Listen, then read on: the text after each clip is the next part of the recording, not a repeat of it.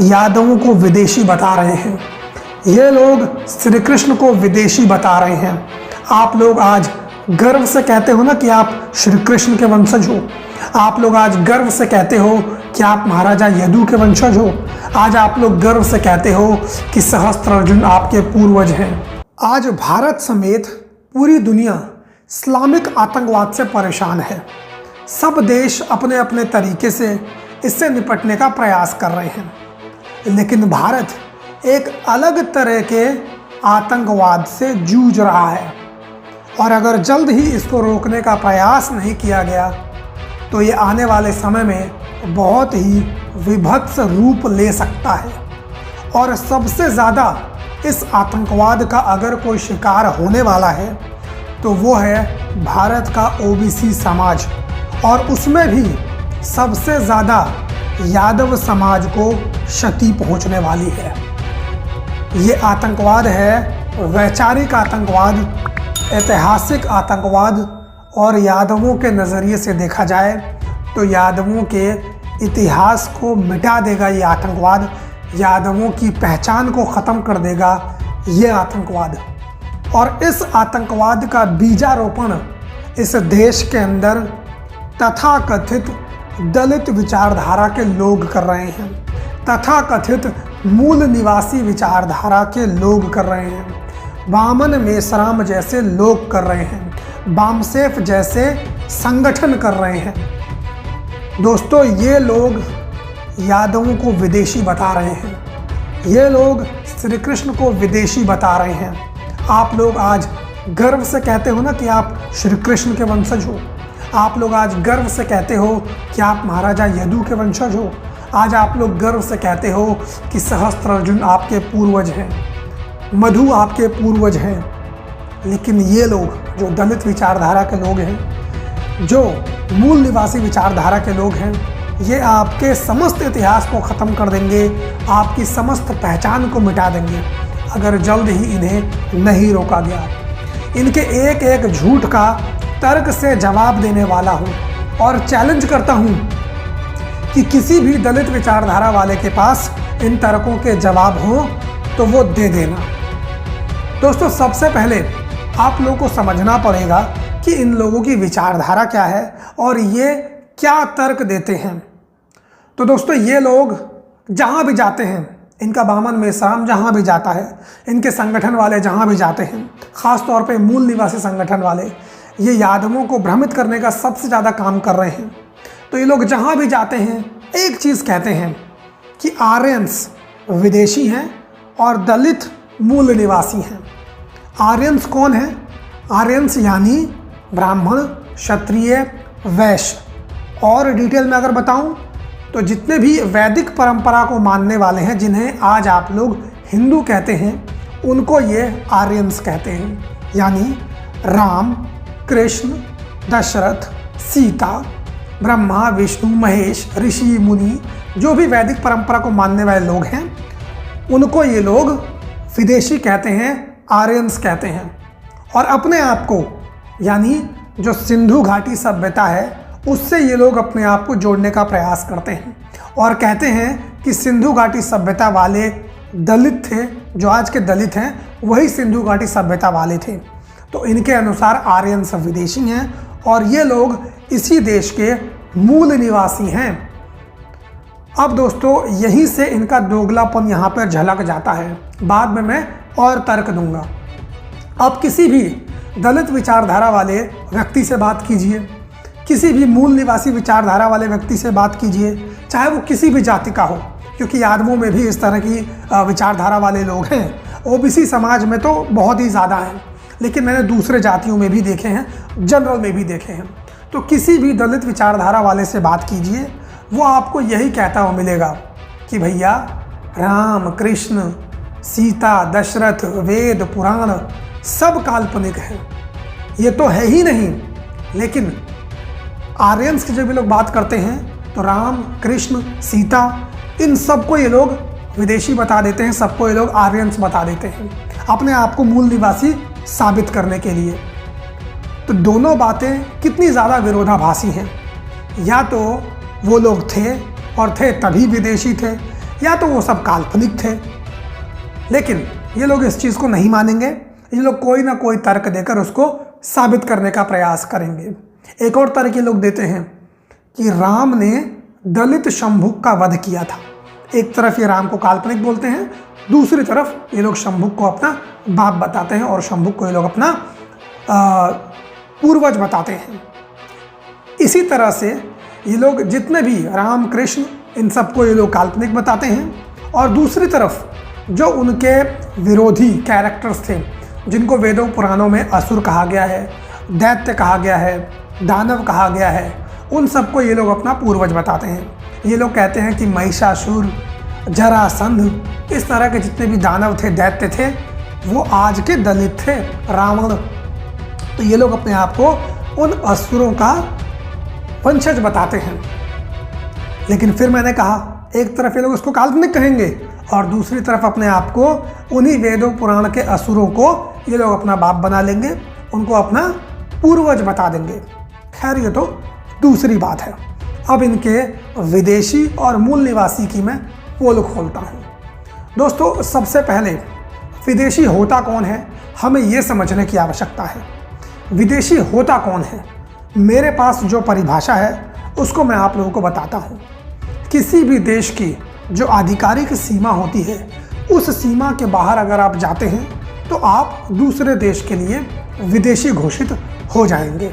यही परिभाषा होती है मेरे हिसाब से। आपके हिसाब से जो होती है आप लोग मुझे कमेंट करके ज़रूर बताइएगा, लेकिन मेरे हिसाब से तो किसी के भी विदेशी होने की यही परिभाषा हो सकती है। उदाहरण के तौर पर मैं आपको समझा देता हूँ। आज की डेट में आप पाकिस्तान चले जाइए, आप अफ़गानिस्तान चले जाइए, आप बांग्लादेश चले जाइए, आप लोग वहाँ के लिए विदेशी हो जाएंगे। लेकिन एक समय हुआ करता था जब ये तीनों देश भारत की सीमा में ही आते थे, और उस समय अगर आप पाकिस्तान जाते, बांग्लादेश जाते या फिर अफ़गानिस्तान जाते तो आपको कोई भी विदेशी नहीं कहता। क्यों नहीं कहता? क्योंकि उस समय जो भारत की सीमा थी वो वहाँ तक जाती थी। तो किसी भी नागरिक का विदेशी होना या देशी होना, वो सब निर्भर करता है कि आपके देश की सीमा कहाँ तक है। तो मैं इन लोगों से ये सवाल पूछना चाहता हूँ, कोई भी मेरे पास दस्तावेज दिखा दो, कोई भी प्रमाण दिखा दो, कोई भी शिलालेख दिखा दो, कोई भी अभिलेख दिखा दो, किसी भी तरीके का कोई भी डॉक्यूमेंट, किसी भी तरीके का कोई भी दस्तावेज दिखा दो जिसमें ये साबित होता हो कि जब सिंधु घाटी सभ्यता थी, यानी 5000 साल पहले जब सिंधु घाटी सभ्यता थी, तो उस समय भारत की सीमा निर्धारित थी कि भारत की सीमा कहाँ तक फैली हुई थी। इस तरह का कोई भी डॉक्यूमेंट, कोई भी शिलालेख, कुछ भी मेरे को लाकर दिखा दो। क्योंकि मैंने तो बहुत ज़्यादा प्रयास किया खोजने का, मुझे तो कोई भी इस तरह का प्रमाण नहीं मिलता है जो ये साबित करता हो कि भारत की सीमा कहीं तक थी। तो जब किसी भी देश की कोई सीमा ही नहीं थी तो विदेशी या ना होने का, विदेशी होने का या ना होने का तो प्रश्न ही नहीं उठता, सवाल ही नहीं उठता है। अरे यहाँ तक तो ये भी अभी तक साबित नहीं हो पाया है कि जब सिंधु घाटी सभ्यता थी तब इस देश का नाम भारत भी था या नहीं था। ये बहुत ही ज़्यादा महत्वपूर्ण बात है। लेकिन अगर यही पैमाना है किसी के विदेशी होने का, तो मैं इन जो दलित हैं इनको अभी विदेशी घोषित कर देता हूँ। सिंधु घाटी सभ्यता वालों को विदेशी घोषित कर देता हूँ। जो लोग मूल निवासी करते रहते हैं, इनको अभी मैं विदेशी घोषित कर दूंगा। दोस्तों, जितने भी दलित विचारधारा वाले हैं, जितने भी मूल निवासी विचारधारा वाले हैं, वामसेव वाले हैं, वामन मेश्राम वाले हैं, ये लोग अपने आप को बहुत बड़ा वैज्ञानिक समझते हैं। ये लोग सोचते हैं कि इनसे ज़्यादा सोचने की शक्ति तो किसी के पास है ही नहीं, और जिस तरह की बात ये लोग करते हैं वो तो वैज्ञानिक भी नहीं सोच सकते। इस तरह की बातें ये किसी भी जाके संगठन में, किसी भी जाके मंच पे लोग करते रहते हैं। तो दोस्तों, मैं इनको विज्ञान से ही बताने की कोशिश करता हूँ। वैज्ञानिक इतिहास कहता है, विज्ञान कहता है कि इस पृथ्वी के ऊपर सबसे पहले मानव की उत्पत्ति अफ्रीका में हुई थी। यानी ये साफ जाहिर है कि अफ्रीका में सबसे पहले मानव आए होंगे, उसके बाद कोई अमेरिका गया होगा, कोई इंग्लैंड गया होगा, कोई किसी और देश में गया होगा, कोई श्रीलंका गया होगा, कोई भारत आया होगा। यानी अगर इनके तर्क को माने तो अफ्रीका से लोग सिंधु घाटी सभ्यता में आकर बस गए होंगे और कुछ लोग यूरेशिया में जाकर चल बस गए होंगे। तो इस तरह से लोग अलग अलग देश के अंदर अफ्रीका से बस गए होंगे। तो इस तर्क के हिसाब से तो सिंधु घाटी सभ्यता वाले भी इस देश के नहीं हुए, वो भी विदेशी ही हुए, क्योंकि वो भी दूसरे देश से आकर भारत में बस गए थे। तो ये लोग तो इस तर्क से विदेशी सिद्ध हो रहे हैं। दोस्तों आगे जो बात मैं आप लोगों को बताने वाला हूँ वो अगर आप लोग सुनेंगे तो हंस हंस के पागल हो जाएंगे और इनके बारे में सोचेंगे कि किस प्रकार की बुद्धि है इन लोगों की, आखिर कैसी बात करते हैं लोग। पहले तो बेचारों को पढ़ने का अधिकार नहीं था और जब पढ़ने का अधिकार मिल गया तो कुछ भी पहले जा रहे हैं। दोस्तों ये लोग कहते हैं कि जो सिंधु घाटी सभ्यता के लोग थे वो लोग बहुत ही ज़्यादा सभ्य थे, बहुत ही ज़्यादा बुद्धिमान थे, बहुत ही ज़्यादा सिविलाइज थे, बहुत ही ज़्यादा एडवांस टेक्नोलॉजी वाले थे। उनके पास कला थी पक्के मकान बनाने की, पक्की सड़कें हुआ करती थी, वो लोग व्यापार करते थे, उनके पास मुद्राएं हुआ करती थी, उनके पास कागज़ थे लिखने के लिए, मतलब वो लोग शहरी जीवन व्यतीत करते थे। लेकिन जो आर्यंस थे ना, रामकृष्ण वगैरह ये सब के जो पूर्वज थे ना, वो सब के सब अनपढ़ थे, जाहिल थे, उनके पास कोई टेक्नोलॉजी नहीं थी, सारी टेक्नोलॉजी इनके ही पास थी। यही लोग नहीं रुकते हैं, आगे ये लोग कहते हैं कि सबसे पहले जो धर्म था, यानी जो सिंधु घाटी सभ्यता के लोग थे, वो लोग वैदिक धर्म नहीं मानते थे, वो लोग मानते थे बौद्ध धर्म। यानी इन लोगों के अनुसार वैदिक धर्म से पहले बौद्ध धर्म स्थापित हो चुका था और बौद्ध धर्म वाले शक्तिशाली थे, क्योंकि आप देखिए अशोका के टाइम में बौद्ध धर्म था और ये लोग कहते हैं कि इनके जो राजा थे, बौद्ध राजा थे, वो बहुत ही ज़्यादा शक्तिशाली थे, बहुत ही ज़्यादा बुद्धिमान थे, मतलब पूरी तरीके से वो लोग संपन्न थे।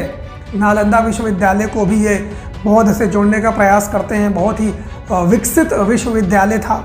यानी ये लोग संपूर्ण रूप से विकसित थे, किसी भी रूप से आर्यों से बहुत ही ज़्यादा बुद्धिमान थे, हर चीज़ में आर्यों से ये लोग आगे थे, यही ये लोग बोलने का प्रयास करते हैं। और इसके साथ साथ ये लोग बोलते हैं कि ये लोग इतना सब कुछ तो थे, लेकिन उसके बावजूद यूरेशिया से आर्यंस आए, ख़ास तौर पे ब्राह्मणों को बोलते हैं। यूरेशिया से आर्यंस आए, ब्राह्मण आए और उन्होंने इन लोगों को मार पीट के अपना गुलाम बना लिया। किसने मारा? आर्यंस ने। कौन थे वो? जो जाहिल थे, अनपढ़ थे, वो लोग बेचारे मिट्टी के घर में रहते थे, उन लोगों को ये भी नहीं पता था कृषि कैसी करनी है, उनके पास कागज भी नहीं था, लिखने की विद्या भी नहीं थी, उनके पास मुद्राएं भी नहीं थी, कुछ भी नहीं था उनके पास। वो लोग इनसे बहुत ही ज़्यादा निम्न स्तर के थे, हर चीज़ में, टेक्नोलॉजी में भी, हर चीज़ में इनसे निम्न स्तर पे थे। लेकिन उसके बावजूद ये लोग कहते हैं कि आर्यंस ने, ब्राह्मणों ने इनको युद्ध में हरा दिया, इनको मारा पीटा और इनको अपना गुलाम बना लिया और यहाँ पर इनको शूद्र की कैटेगरी में डाल दिया गया। ये लोग ये बताते हैं, दलित लोग ऐसा बताते हैं। अब आप ही लोग सोचिए कि बुद्धिमान ये थे, राजा ये थे, ताकतवर ये थे, एडवांस टेक्नोलॉजी इनके पास थी, लेकिन ये सब होने के बावजूद ब्राह्मण आए और इनको पेल कर चले गए और ये लोग कुछ भी नहीं कर पाए, इनको अपना गुलाम बना दिया।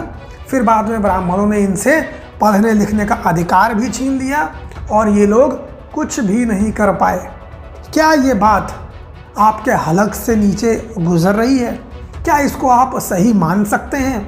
मैं इनसे पूछना चाहता हूं कि अगर भाई ब्राह्मण इतने ही ज़्यादा शक्तिशाली होते या आर्यंस ही इतने ही ज़्यादा शक्तिशाली होते तो क्या वो मंगोलियों को रोक नहीं पाते? क्या वो मुगलों को नहीं रोक पाते? क्या वो अंग्रेज़ों को नहीं रोक पाते?